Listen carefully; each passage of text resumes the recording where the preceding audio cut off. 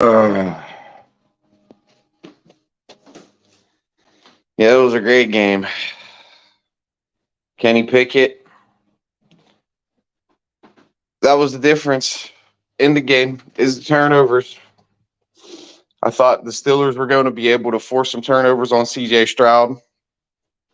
I definitely thought the Steelers were going to be able to sack CJ Stroud. Being the fact that three of their starting offensive linemen were out during the game, but somehow, some way, the Steelers were not able to muster up any sacks. A lot of pressure, but no sacks. That is one thing that I've noticed throughout the years of the 3-4 defense and the Pittsburgh Steelers defense is when it comes to quarterbacks that has mobility like CJ Stroud, they just have a hard time containing them and a hard time stopping them. And haven't seen none of the media reactions. I already seen Mark Madden. He was basically already blaming Tomlin, of course. I mean, I knew we were going to lose this game. I scheduled this live before the outcome of the game. Is Mike Tomlin's on the hot seat? Win, I was going to do this live. Lose, we're going to do this live because I know if he was going to win, somehow he'd still have haters. And even if we're going to lose, he's still going to have haters and he's going to still have critics and everybody's going to talk about how bad of a coach he was. And we're going to talk about him going on it on 4th and 1 because going forward on 4th and 1 instead of taking 3 in that situation in that game yesterday just completely changed the whole complexity of the game. The play call was terrible on that 4th and 1. I mean, they came out of the shotgun and basically got Kenny Pickett demolished. So that 4th and 1 call was crazy. We were actually getting the ball going on the ground. Najee had I think it was like 14 carries for 70 yards, and he was starting to get it going in that third quarter. And instead of giving him the ball on 4th and 1 or running a quarterback sneak on 4th and 1 and expecting your run game to pick up a yard, which they should be able to pick up a motherfucking yard, dude, on offense. I don't care what nobody says. That's absolutely pathetic, bro. That 4th and 1 was a game changer. They went down, scored a touchdown, and we were completely out of the game, and the defense was actually stopping them. And the offense wasn't doing it. I wouldn't even have went for it. I would have just took the fucking 3 there or punted the ball, whatever. If you weren't in enough field goal range, you got to punt the ball. And you going for it there just changed the whole momentum of the game. So those were 2 horrible calls. And then another time they handed it on to Jalen Warren on like a 3rd and 1, which is terrible. Najee Harris has yet to get the ball 20 times in a game this season. And it starts and stops up front and in the trenches. Like I said, we were going to win the game. We should dominate this game. We should win the battle of the trenches. The Steelers should dominate the trenches in this game. And that's just not what happened. The Steelers have been dominated in the trenches, especially offensively. They cannot do anything. The offensive line is terrible. Kenny Pickett is not good. He has not been playing good. Now he's injured. George Pickens has not lived up to his own height. Pat Freiermuth has not been playing good this year. Nobody on offense has been playing good this year. And you can blame the defense yesterday. All the Houston put up 30 points. It's once again same theme like the first 3 games. The defense was literally out on the field the whole entire time. And the defense was forced to make absolutely 0 decisions, and they kept them in the game.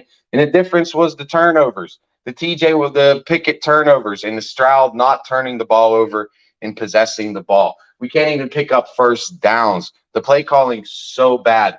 And Tomlin said changes are going to have to be happening. He was asked if changes are going to be made. He said, hell yeah, changes are going to be made for this team.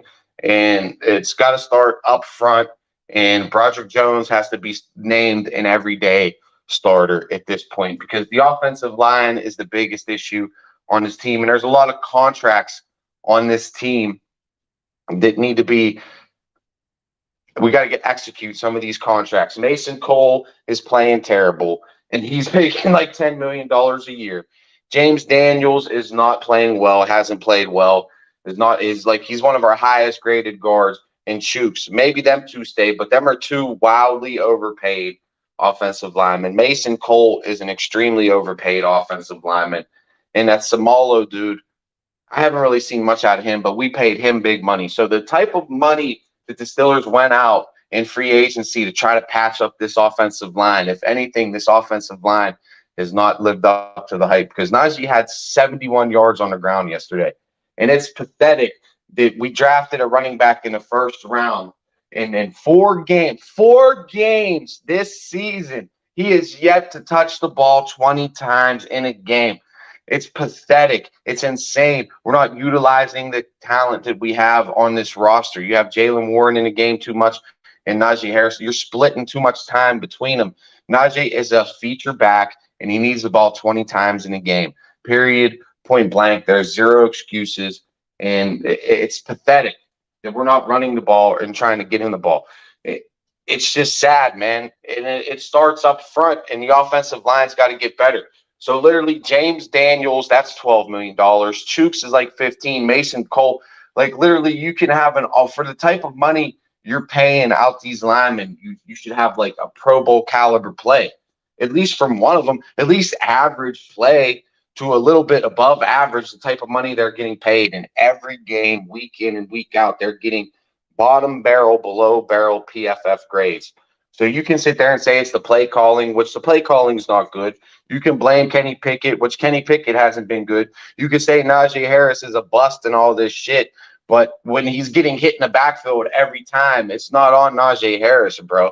And it does has a lot to do with the play calling too, because we're not running the ball. We can barely run the ball. They can't even run a simple dive up the motherfucking middle, bro. And Canada keeps trying to call these misdirections and these play actions, bro. No defense is biting on these play actions, Matt Canada, that set us up for second and longs every time because you get Kenny Pickett sacked. You get Kenny Pickett killed because Kenny Pickett has no time to stand in a pocket because the offensive line is so terrible. And you're trying to call play action plays when there's literally we're not even running the ball. So why the fuck is the defense going to bite on the play action when we're not even fucking running the ball, bro? They don't even have to blitz, and they're still fucking – and then they're stacking the box too.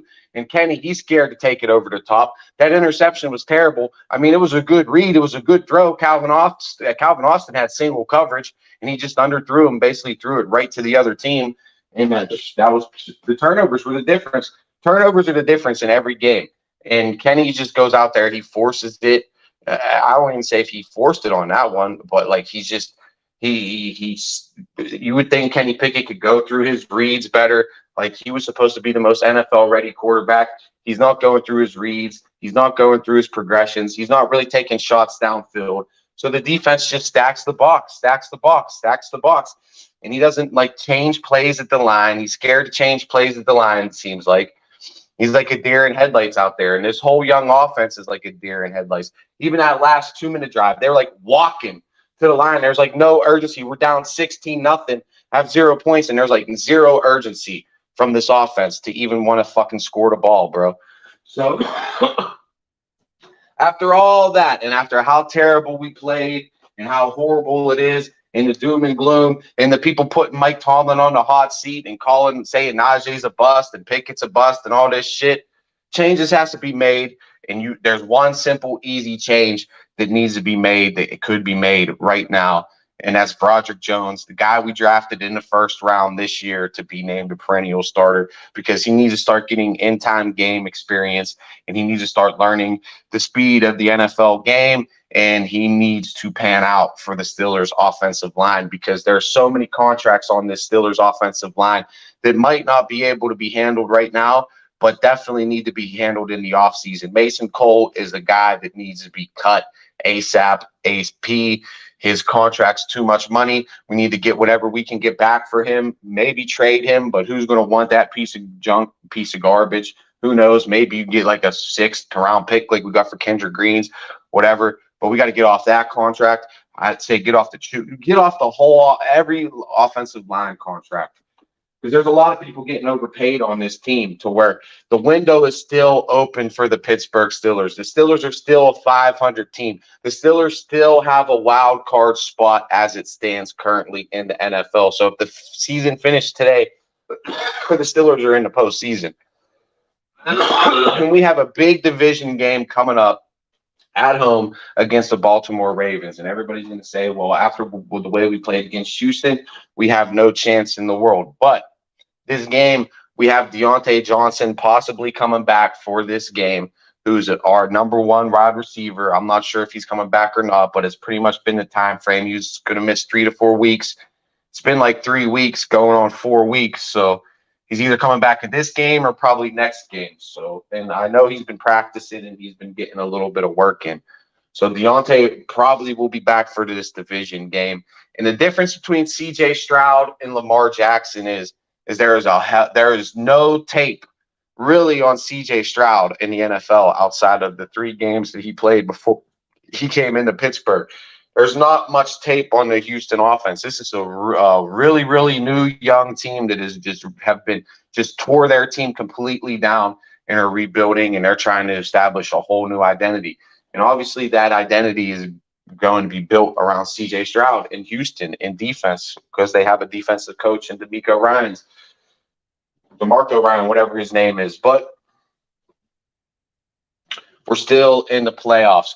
Is Tomlin on the hot seat? No. Is Canada on the hot seat? He's been on the hot seat for years now, but he's not going to get fired. The Steelers aren't going to fire a coach 4 games into the season, and we can win this game against Baltimore and be first in the division. And like I said, there's no tape on C.J. Stroud. So there's nothing you can really look at. You don't really know what they're going to come with. You don't really know what's coming. You don't really know what you're going to get out of C.J. Stroud. And C.J. Stroud has played very, very well and is probably in the conversation, if not after that game, has the best odds to win Rookie of the Year this year right now, C.J. Stroud. And is looking like he's going to be a good quarterback because he played nice. He had swag all game. He picked apart our defense, and he just picked apart our defense, took what the defense gave. That's what Kenny Pickett, he played the way Kenny Pickett was supposed to be playing in that game.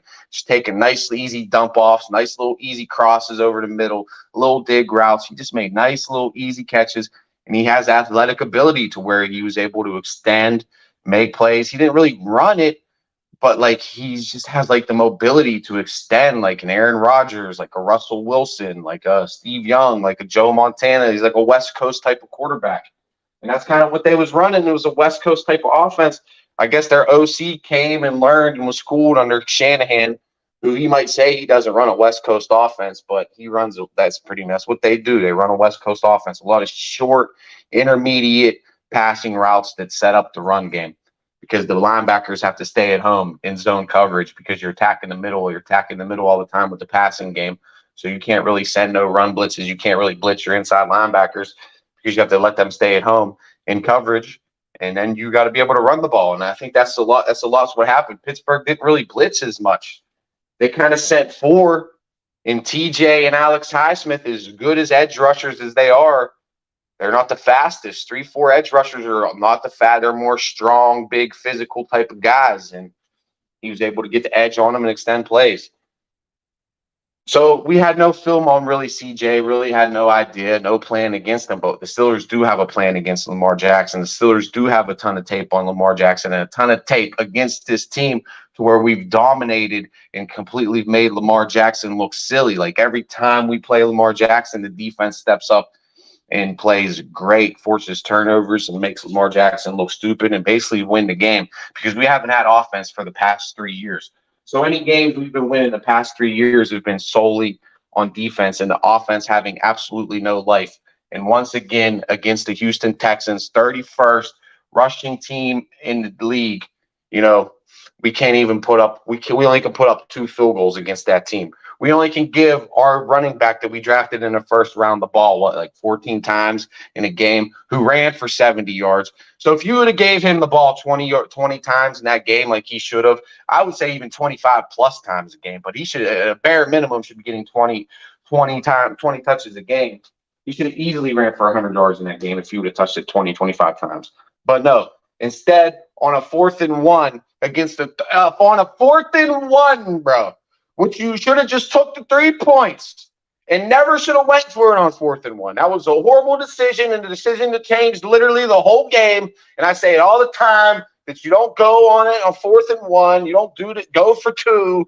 You take the fucking points and you play defense, offense, special teams, and that's what we didn't do. We trusted our offense, and we trusted Kenny Pickett to come out of the shotgun on 4th and 1, who we got blown the fuck up on that play. got injured on that fucking play and changed the whole complexity of the game. And it's the 31st ranked rushing defense. We come out of the shotgun instead of lining it up and running it right up the middle, running a quarterback dive or turning it around and handing it off to a fullback and handing it off to a running back against the 31st ranked rushing defense in the league. There's no excuses, and there's nothing you could say that your offense can't go out there and pick up 1 fucking yard on offense, bro.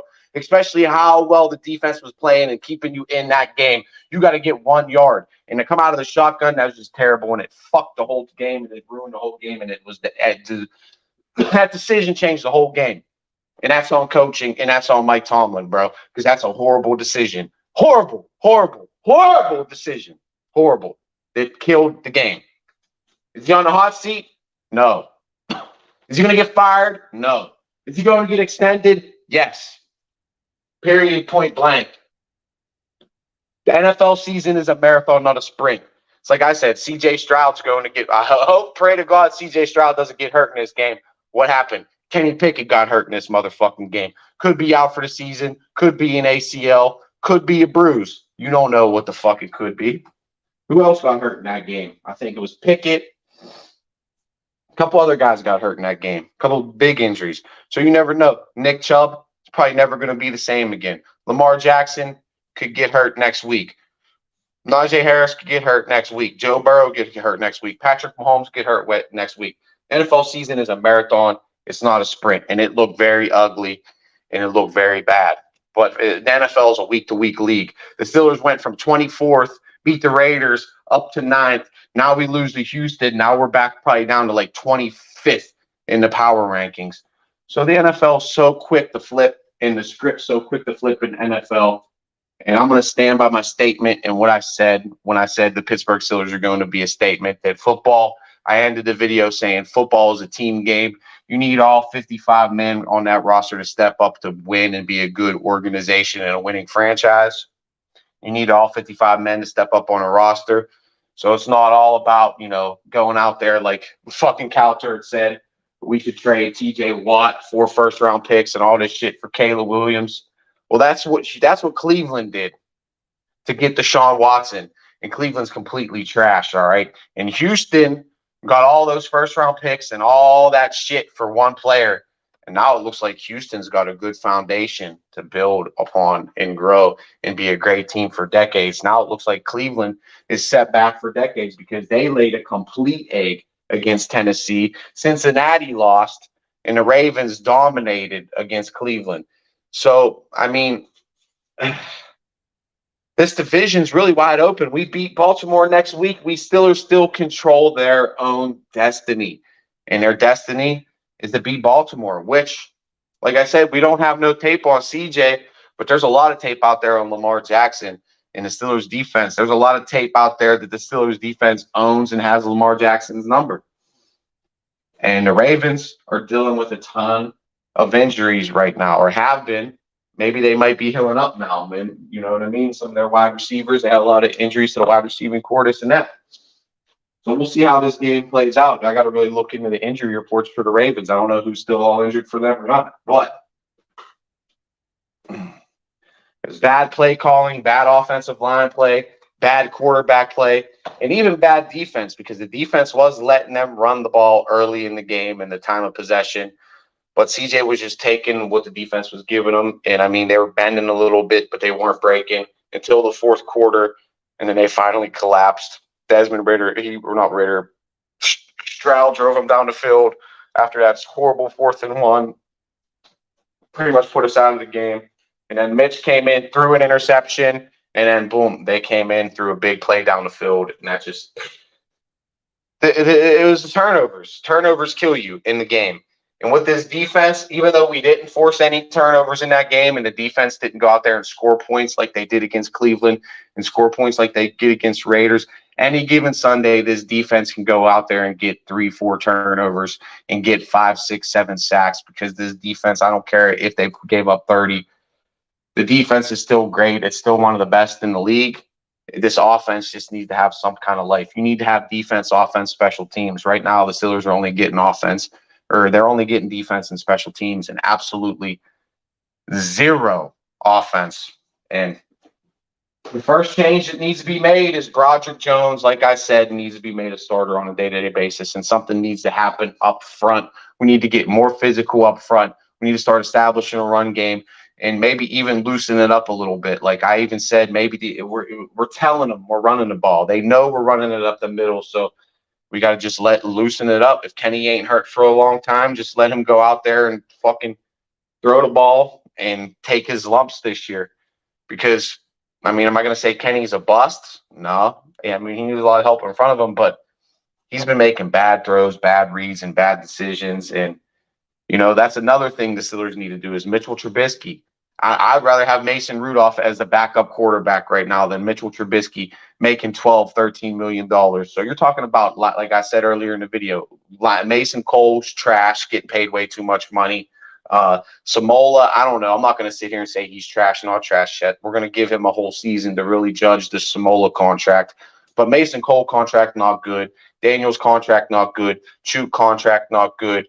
The Mitchell Trubisky contract's terrible. So those are 4 double-digit million-dollar contracts right there that could be just literally free up like $40 million in cap space for the Pittsburgh Steelers.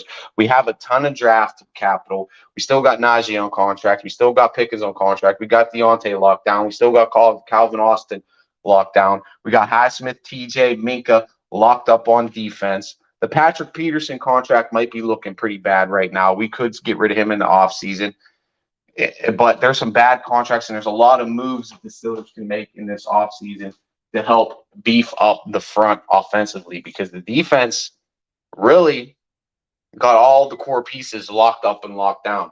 And we have young pieces still on offense that have talent, still on their cheap rookie contracts. Kenny Pickett still has 3 more years on his contract this year, that next year, and a year after that. Very cheap contract for a starting quarterback. So very cheap contract for a starting quarterback, to where we need to start getting this offensive line better, and we got to start making decisions. I wouldn't even mind trading Deontay Johnson because he's making a ton of money, and maybe go with George Pickens as the number 1 wide receiver. I don't know. And then if we get rid of Mitchell Trubisky, here's the thing. I'm not saying Kenny Pickett's a bust, but the way he's been playing, last year he threw more interceptions than touchdowns. This year, he's already thrown more interceptions and touchdowns, and we've already talked about how interceptions and turnovers change the game. We need a project quarterback. Like, maybe because Mitchell Trubisky's making way too much money for a backup. If we could somehow trade him this year for a draft pick, that would be amazing. Just get rid of him for a 6th round, 7th round draft pick, get off that contract, and that would free up $12 million in cap space right there for a guy that just sits on the sidelines and does nothing and just comes in the game when he's called on and throws interceptions and plays like trash. And have a project quarterback behind Kenny. Kenny's a starter. Maybe you keep Mason around on the cheap, and then you have a project quarterback that you take in the 4th or the 5th round that has mobility, that has a lot of intangibles, but hasn't completely honed his craft yet. And they can, maybe you can come in like a Cordell Stewart and be like a slash gadget type of guy that we could use every once in a while too. But, Kenny, you got to have a good backup in this league regardless. So if you get a gadget guy, he's young, he can be up and coming. If Kenny Pickett doesn't do good next season, you got a young guy in the Wims waiting, and you don't have to give up a major draft pick. Use one of those 5th round or 6th round picks that we got for those off of Kendrick Green and what the hell is that other lineman's name we've traded? I forget the hell his name is. Irrelevant at this point.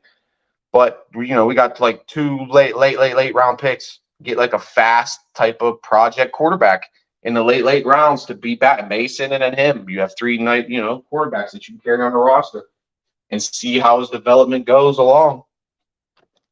And if Kenny keeps sucking, you got a guy that maybe he's a project, can be a cheap backup, and then maybe we can go out there and sign, another guy, a veteran, who knows, and then maybe use another draft pick. But it's too early to give up on Kenny. It's too early to give up on Tomlin. It's too early to give up on the season because we're still sitting. We're sitting at 2-2. We're sitting in a wild card spot as it stands now, and we're playing our division rivals, the best rivalry in the NFL. right now, as it stands currently, the Baltimore Ravens and the Pittsburgh Steelers, one of the greatest to do it. That's AFC North football to its best. That's defense. That's run game. That's power football. That's smash mouth football at its best. Pittsburgh, Baltimore, next week for who's number one in the division. And you know what? I ain't going to count Pittsburgh out in this game. People wanted to count Pittsburgh out in the Cleveland game after we got smashed by the 49ers. So we'll see. We'll see what the injury reports are looking like. I'm sure Tomlin's probably coming out with his press conference right now, going through the injury reports and what's up with Kenny and everybody else. So there's probably gonna be a lot of videos coming this week. Fuck the Ravens, bro. Fuck Ravens red zone. Here we go, Steelers, bro. Hit that like, hit that subscribe button, bro. We're going to keep this shit coming. We're going to keep this shit rolling. I'm not even reading the comments because when I get in rant mode, I'm in rant mode, bro. And that game got me pissed, and the fans got me pissed. The Tomlin haters got me pissed, man. And it's a long season. The NFL season's a marathon. It's not a sprint. We're 2-2. We could turn this shit around. We can right this ship. And if anybody can do it, if anybody's proven that they can do it year after year after year and right the ship when everybody's writing us off, it's Mike motherfucking Tomlin, bro. The man who's never had a losing season in I don't know how long. The man who does nothing but make fucking history. And he's going to continue to make history. And we're going to somehow find a way to get in the postseason. And we're going to somehow find a way to beat these motherfucking Ratbirds come Sunday and be first in the goddamn North, baby. So let's get this shit together. It's wave them fucking terrible towels, baby. You got to have faith. Here we go, Steelers. Defense still wins championships. I don't give a fuck what nobody says. You just got to have a little bit of goddamn life on offense. And hopefully we get that life come Sunday against Baltimore because the defense is still there and the Blitzburg Steelers are still coming for you, Lamar Jackson, and you, Lamar. And I always say shit ain't sweet. And that's really when I started fucking saying NFL season's a marathon, not a sprint. It was like 4 or 5 years ago. It wasn't even, it was like the beginning of December. Ravens Red Zone was out there talking all this shit because Baltimore got off to a hot start. They was like 6-0 or something. And then their whole entire roster got hurt. And they just fell off and didn't even make the playoffs and ended up finishing last in the season. And Ravens Red Zone already had a bow on the motherfucking division and wanted to put it under the Christmas tree.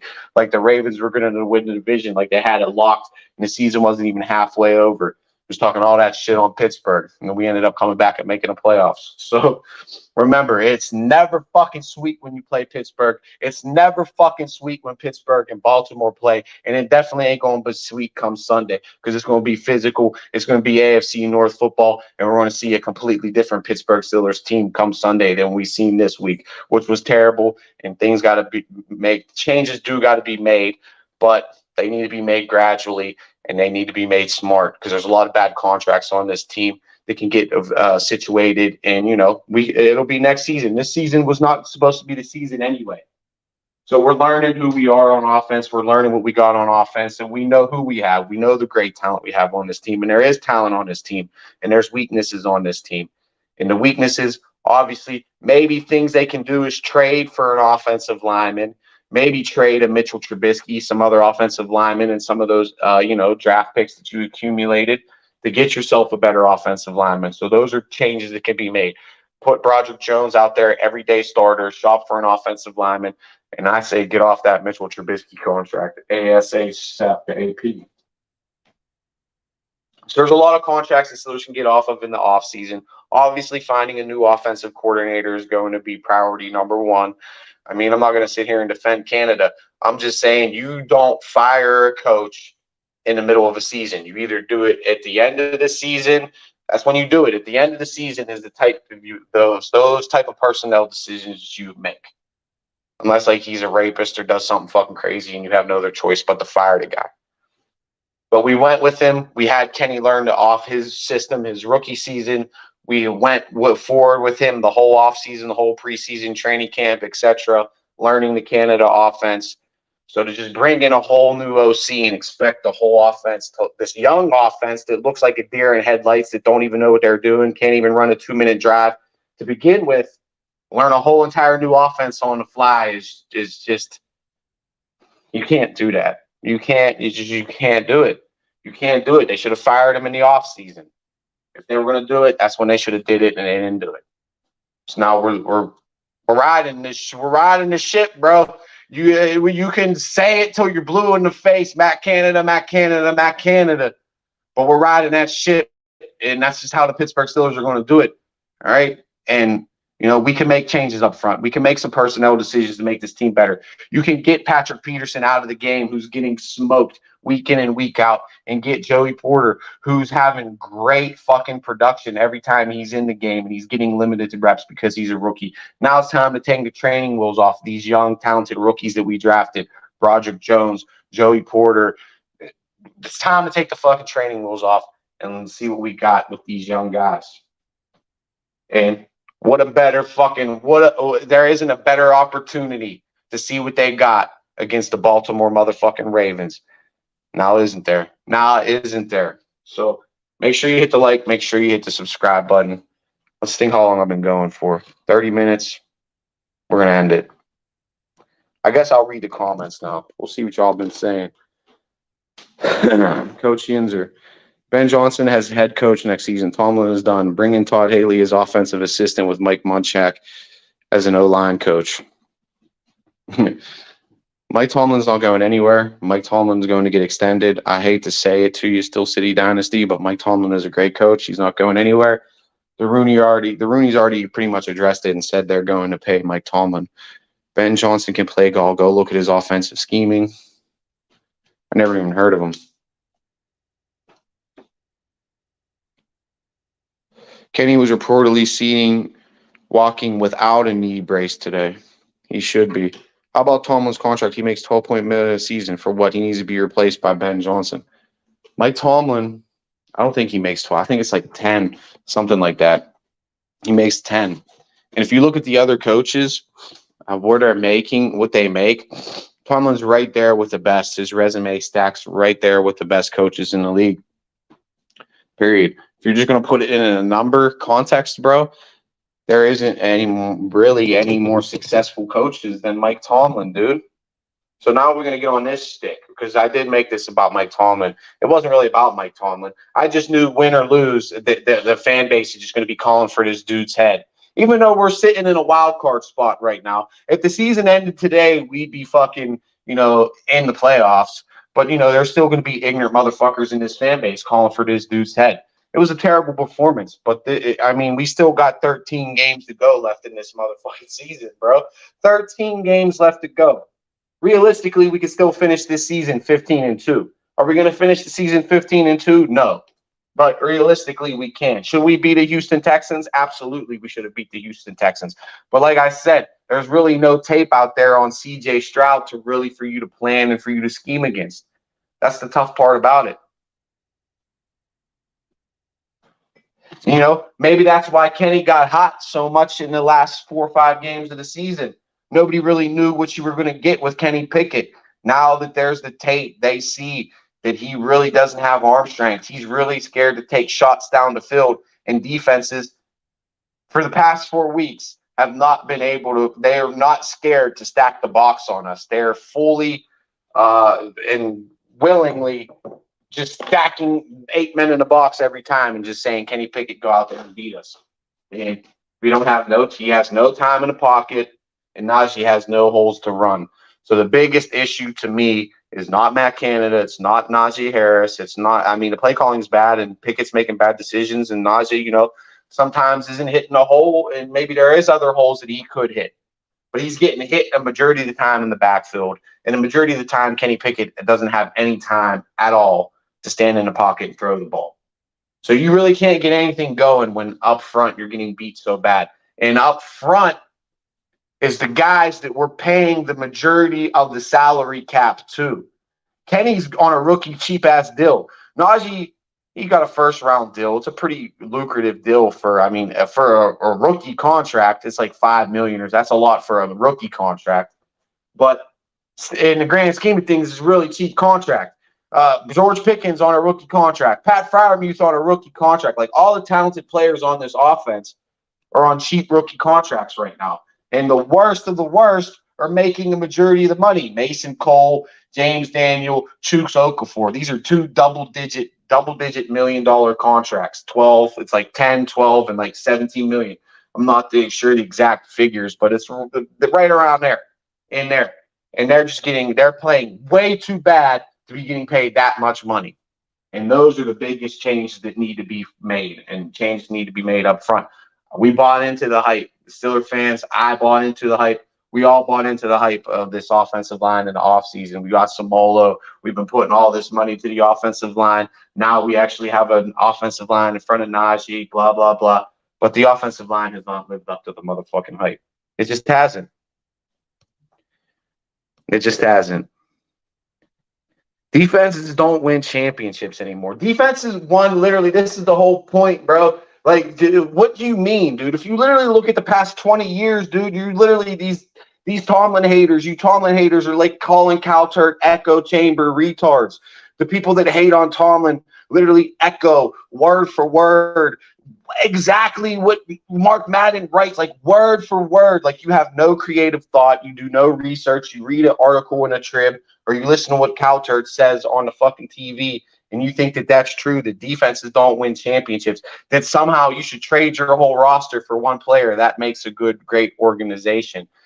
Like, dude, that's crazy. The defenses don't win championships. Bill Belichick, defensive-minded coach, one of the great defensive coaches ever to play the game. 6 Super Bowls, most in history. Pittsburgh Steelers, tied 6 Super Bowls, most in history.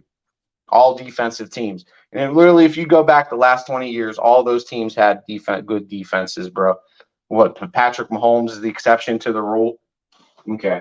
Yeah, you need a good quarterback in this league. Yeah, it helps to have a great quarterback in this league.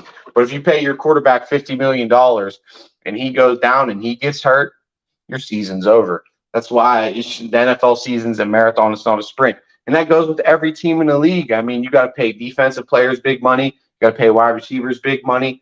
And, if injuries happen throughout the season, every team's got to deal with it. And if you have one of those big money, big ticket guys go down, it's going to be tough for any franchise. That's what makes the NFL so great, the disparity and the competitive edge. It's not like the MLB to where the Yankees can just go out there and buy up all the talent. Everybody has the same amount of money to spend, same amount of draft picks, and, it's just how you build your roster and how you spend your money. And, of course, you want to have a good quarterback, but there's a lot more than just having a good quarterback that wins you football games, and that's you can have the best quarterback in the motherfucking world. You can have the best quarterback in the world, bro. But if your offensive lineman ain't out there blocking and giving you any time in the fucking world, bro, you could be the best running back in the world. You could be the best running back in the league, like Le'Veon Bell. And you can go to the Jets, who have a fucking piss poor, terrible offensive line, and you will look like you're one of the worst backs in the league, one of the most average to average offensive running backs in the league, if you don't have good offensive linemen up in front blocking for you. Same with Peyton Manning. If he didn't have a great offensive line, he probably wouldn't look as good as he did. Same with Troy Aikman. If Troy Aikman didn't have all 350-pound guys in front of him, and if Emmitt Smith didn't have all those 350-pound guys in front of him, because that Dallas offensive line back in the day was fucking elite. Fucking elite. Emmitt Smith might have not ran for that many yards. Troy Aikman probably never would have won 3 Super Bowls. Was Troy Aikman that great of a quarterback? Or did he have a great offensive line in front of him, a solid running back, and a solid wide receiver with a good defense? That's a great team, great coaching. It's all 55 men on a roster. There's not one man above the team. None of that shit. And Mike Tomlin has done well with what he's been given in the hard cards he's been dealt, because he doesn't go out there and make these decisions. He doesn't make the moves in the trades for Desmond Kings. He doesn't go out there and pay fucking Deontay Johnson $8 million a year. He doesn't pay Mason Cole $10 million a year. He doesn't pay Samola he doesn't sign the coaches' contracts. He's a coach. He has coach status. He has 0 GM status. So that's another thing. I think he gets blamed for like a lot of these personnel decisions that aren't his decisions. And a lot of these personnel decisions, we can really go back if we want to look at things and break it all down and go into the grand scheme of things, are on Kevin Colbert making bad personnel decisions, letting Le'Veon Bell hold out for 8 weeks in the season. That's on Kevin Colbert. Giving Antonio Brown that major contract. That's on Kevin Colbert. Giving Ben that major contract. And just a lot of different things. Bad draft after bad draft pick after bad draft pick. That goes on Kevin Colbert, not Mike Tomlin.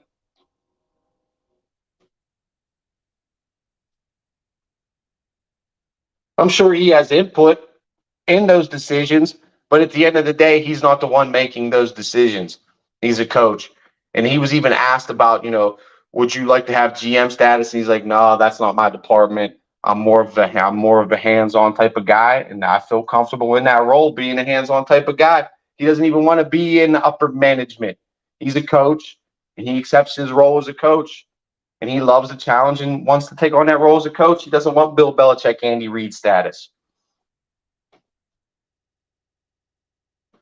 Maybe he does, and he was just being humble because he didn't get offered a job, and he said, "Oh, I'm just comfortable with this, blah blah blah." But whatever. Point is, you don't have that status, and he gets a lot of blame for shit that ain't really his fault. When all this dude has done is lead and motivate, and we're sitting at 2-2, and by next week we easily could be sitting at first in the division if we get this win over Baltimore. So the numbers speak for themselves. He's got a Hall of Fame resume. He ain't going nowhere. And there's a lot of personnel changes that need to be made on this team. And right now it starts up front offensively for the Pittsburgh Steelers. Those are the biggest changes that need to be made. And there's a change that can easily be made by coming out. And I predict that Mike Tomlin is going to say that Broderick Jones will be starting from here on out for the rest of the season. We're going to be in the next few press conferences we get from Tomlin. You're going to see breaking news. Broderick Jones named the starter. Broderick Jones is going to get his first start against the Baltimore Ravens come Sunday. And that's going to be the first change of many that we're going to be seeing to this offensive line and to this team. We're going to have to start tearing some of these contracts down, like I said, and getting off some of these bad contracts, which are not on Mike Tomlin, which is on the GM in the front office. And that's just period, point blank, bro. Because a lot of these offensive line contracts are bad. I would say the Patrick Peterson contract's looking bad right now, and the Mitchell Trubisky contract is fucking terrible right now. And if Kenny Pickett is a bust, that was Kevin Colbert's last gift to the Pittsburgh Steelers, I guess. I don't know. I think Kevin Colbert was a great GM, but the last few years, 5 years, some of his decisions you definitely can question, bro. If we really get into the grand scheme of things, bro, seriously. So Tomlin is not done. I mean, you can say it just like everybody's saying, "Fire Canada, fire Canada, fire Canada." You can say that shit till you're blue in the face, bro. You can say it till you're blue in the face, but I don't think they're going to fire Canada until the end of the season. And I've gave my reasons why.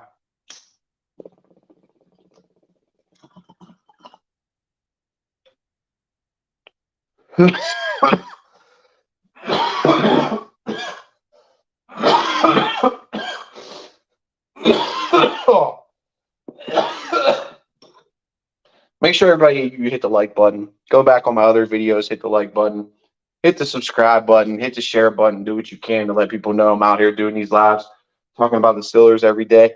Sometimes I mix in some NBA and some other sports, but it's always going to be a Pittsburgh sports-driven channel.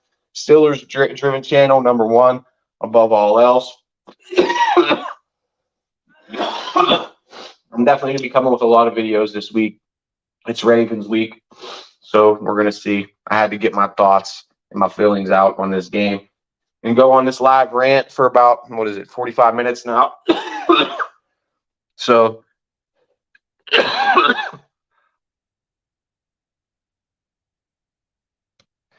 dude, you get like, okay, let's get into this whole, let's get into this, bro. We're going to get into this now, dude. Since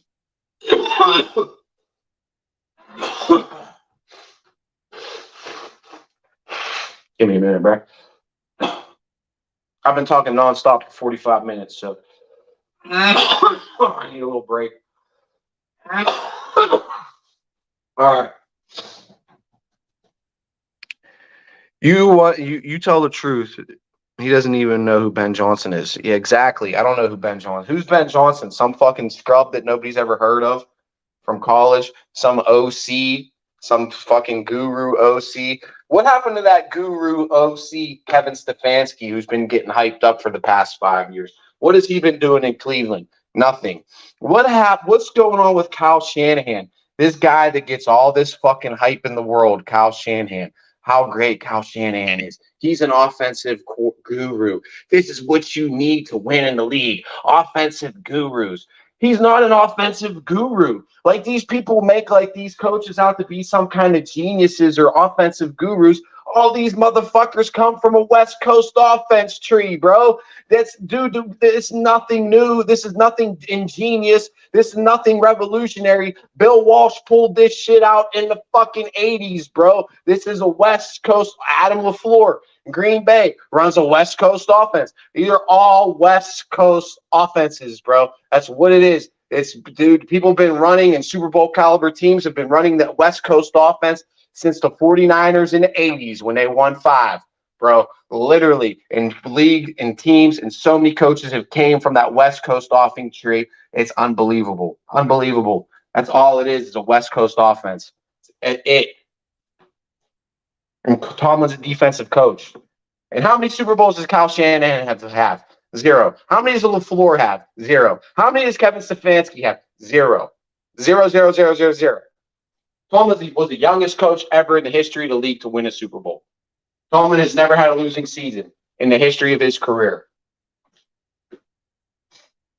And with all we've talked about through this season, through this video, about bad contracts, about, injuries happening week in and week out, and how if a big major injury happens to any team, your franchise is just going to be set back, because that's just the way the salary cap and the league is set up. The league is set up to be competitive, to have disparity, to give every team a motherfucking chance. And that's what Mike Tomlin has done and continues to do with the Pittsburgh Steelers year in and year out, even with all the injuries that we've had the past 4 or 5 seasons, which are a lot. He still keeps his team competitive. He still keeps his team motivated, and he still keeps his team winning. And are we a Super Bowl caliber team? No. Were we supposed to be a Super Bowl caliber team before the season started? No. Vegas had us at 8.5 wins. Am I scared that we might not get at 8.5 wins? I thought we were going to win 10 games. Am I scared that we might not get there? Am I scared this might be Mike Tomlin's first losing season ever? It's not looking good right now. But it could be looking totally different if we beat Baltimore come Sunday. We'll be singing a completely different tune. So the NFL is a marathon. It is not a sprint. And we could easily be first in the division after this week. And we got Lamar's fucking number, bro. So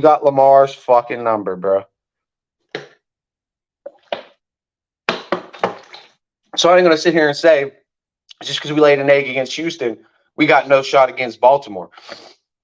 Because we do. And we got to run the ball more. Like I said, that's my biggest problem, is we drafted a running back in the first round, bro. And they have not fucking gave that ball the fucking ball 20 times, one time yet this season. Not one time, bro.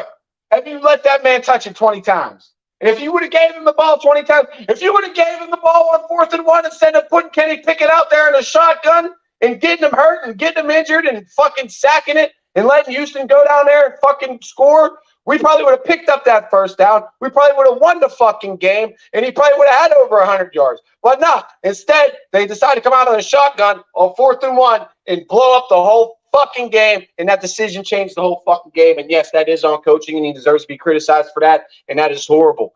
But to erase his whole resume after one bad call and one bad game is insane, bro. He ain't going nowhere. He's a Hall of Famer, the most winningest coach in this franchise history, and this is the greatest franchise in league history, bro. So enough. I'm tired of it. That's why I go on and on about it, because these writers just they write it and write it and write it and write it and write it and write it, and they're wrong year after year after year after year. When are they going to finally eat fucking crow and admit the fact that this man is a fucking Hall of Famer and all he does is win? And I'm tired of it. And this fan base is a bunch of spoiled fucking crybabies. We're sitting at 2-2 with a wild card spot, bro. 2-2 with a wild card spot. About to take on the Baltimore Ravens for the first place in the division. So here we fucking go, Steelers.